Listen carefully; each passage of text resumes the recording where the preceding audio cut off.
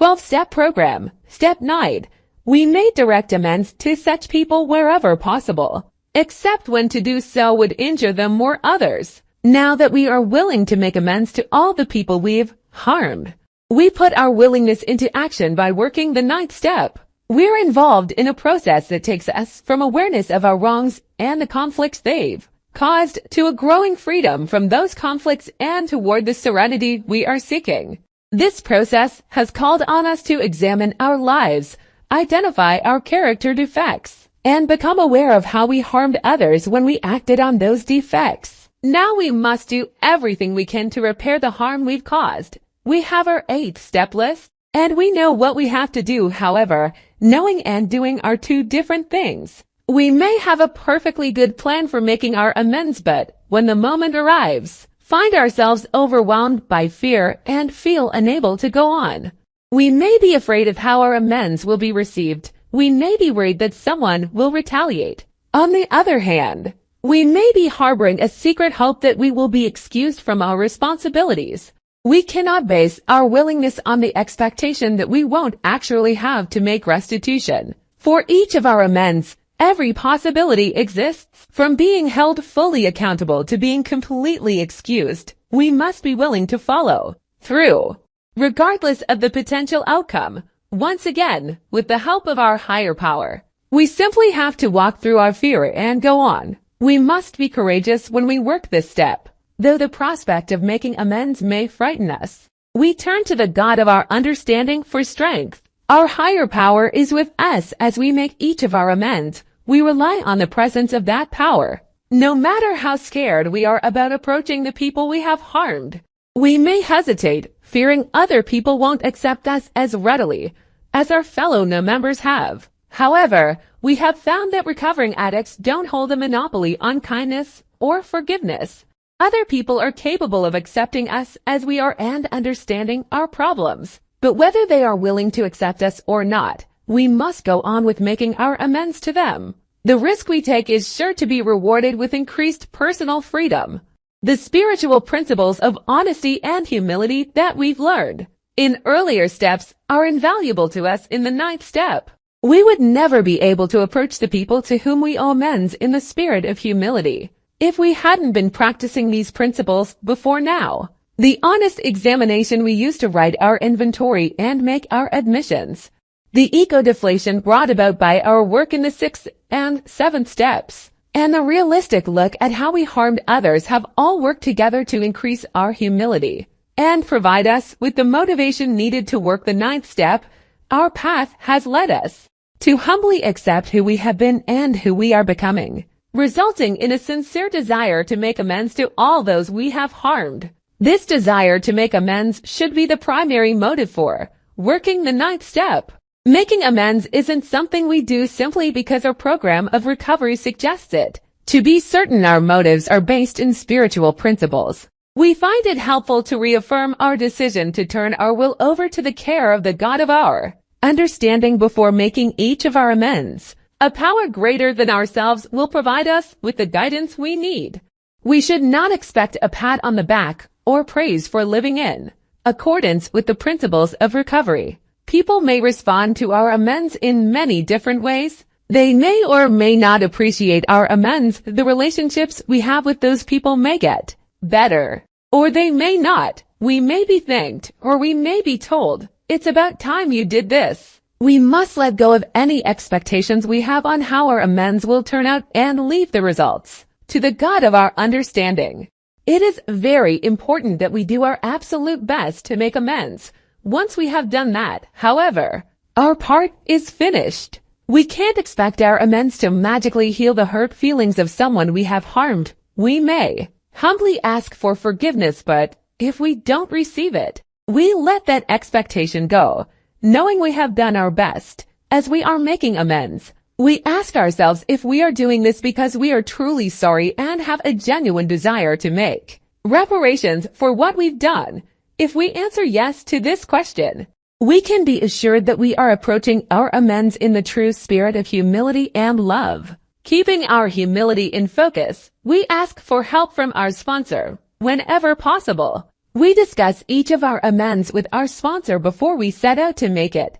We tell our sponsor what we are making amends for, what we are planning to say, and what we intend to offer to set the situation right. What we intend to offer as amends should be appropriate to the harm we caused. For instance, if we borrowed money from someone and never paid it back, we don't merely apologize. We pay the money back. We talk directly to the person we harmed and amend exactly what we did wrong.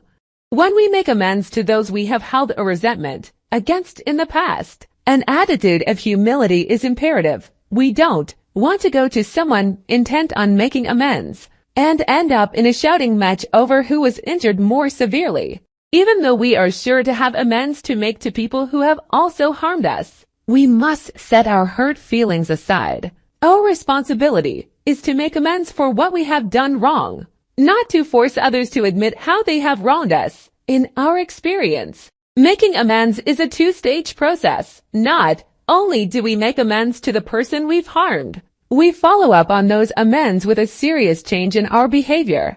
We mend our fences and we mend our ways. For example, some of us may have destroyed someone's property while we were angry. When we make our amends, we not only apologize to the person and replace or repair the property, we back that up by repairing our attitudes. We amend our behavior, making a daily effort not to express our anger by damaging property anymore.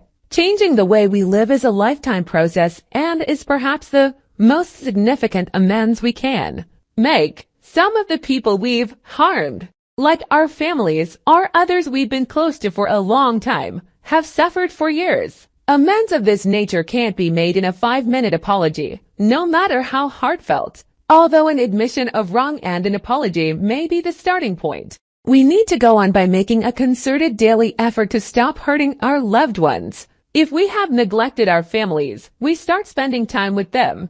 If we have been thoughtless, always forgetting birthdays and anniversaries, we begin to be thoughtful instead, remembering those important events. If we have been inconsiderate, always wrapped up in what we wanted and needed, we now begin to be sensitive to the needs of others.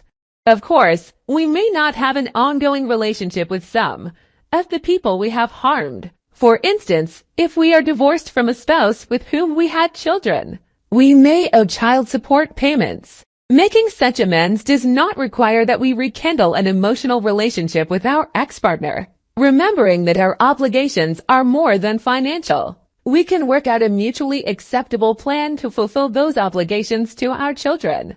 Because the action we take in this step can have a profound impact on other people, we don't want to just carelessly step out and start making our amends without first discussing them in detail with our sponsor.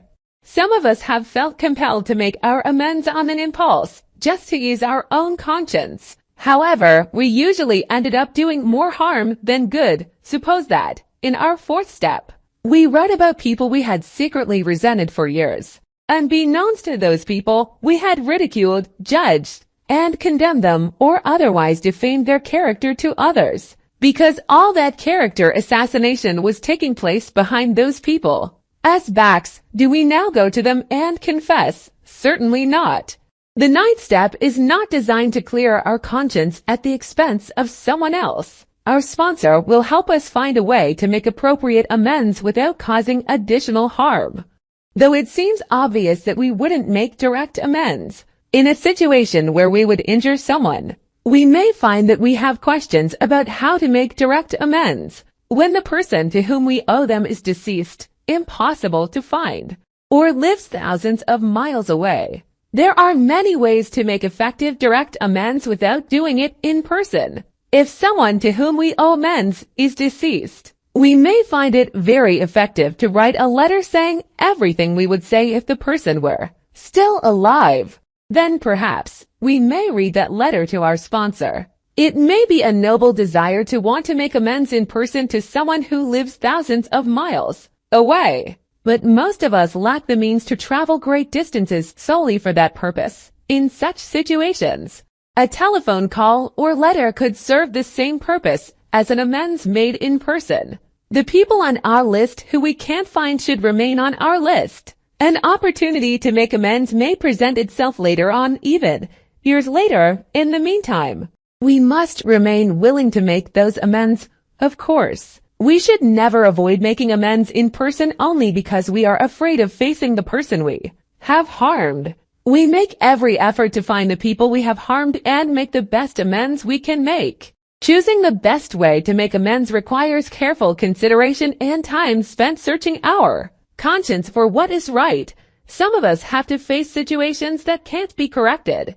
Our actions may have left permanent physical or emotional scars or even caused someone's death. We must somehow learn to live with such things. We live with indescribable remorse over such acts and wonder what we could possibly do to make amends. This is where we have no choice but to rely on our higher power.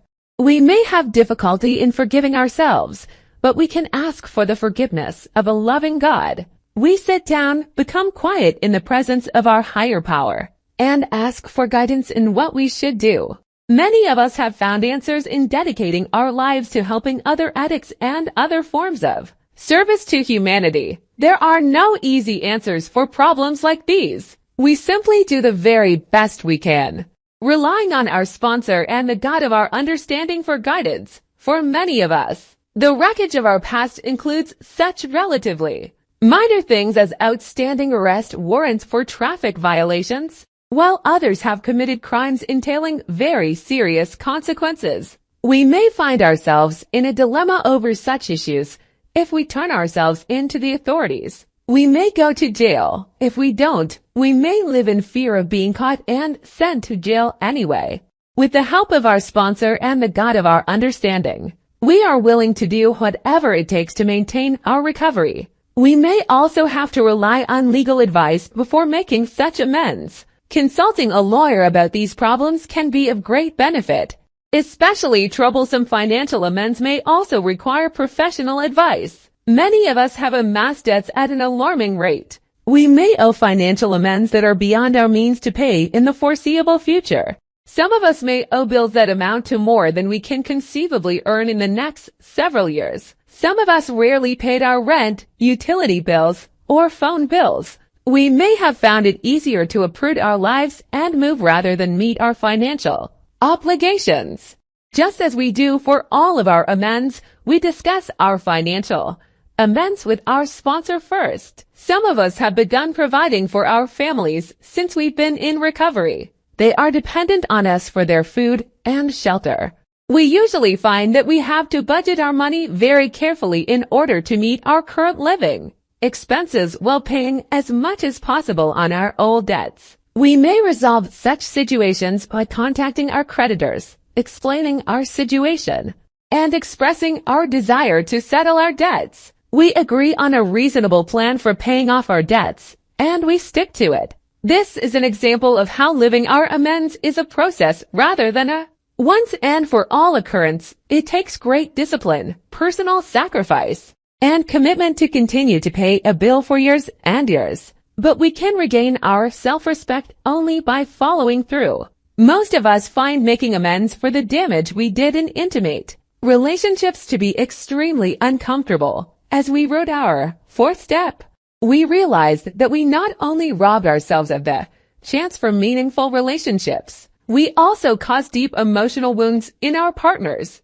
Our fears of intimacy or commitment may have led us to be unfaithful to, or abandon the people who loved us. We were generally unavailable to those people. While there are times when we need to approach such people with our amends, there are other times when it is best to leave them alone so as not to reopen old wounds. Knowing the difference requires complete honesty on our part and open communication with our sponsor.